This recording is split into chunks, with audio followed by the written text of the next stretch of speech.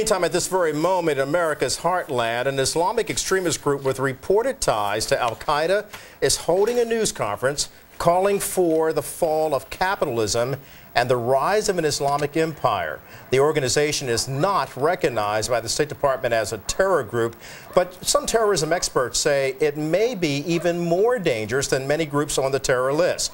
Joining us now is Fox News terrorism analyst Walid Phares. Walid, thanks for joining us today. It's always good to see you. Sure.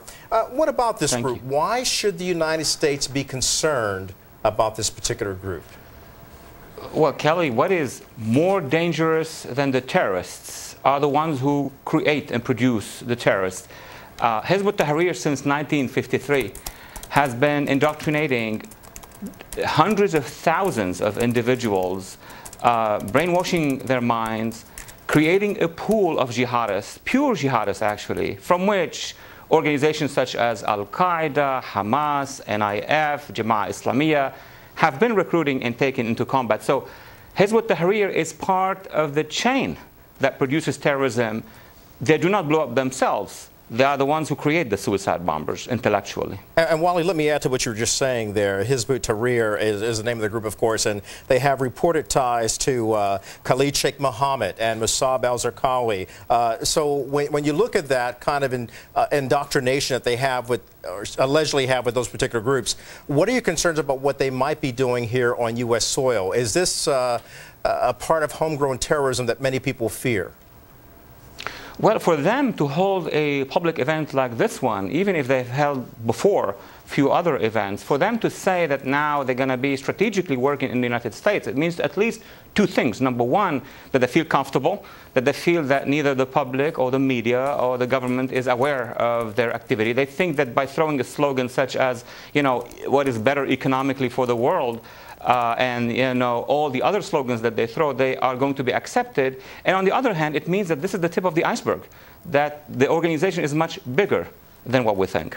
Well, it would appear then that they've grown more bold as well, Walid, because today's seminar which you're holding is entitled, and I'm quoting here, "The Fall of Capitalism and the Rise of Islam." What should the average American read into that? I mean, I don't want to castigate Islam, but at the same time, what should one consider this type of slogan to mean?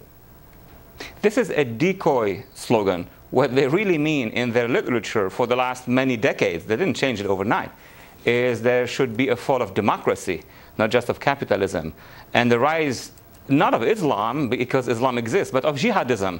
So they're throwing this slogan to say, well, they're part of the debate about economics and religion. In reality, they are ideological movement who are creating one of the largest pools of the jihadists. They have been there before al-Qaeda. They will survive al-Qaeda.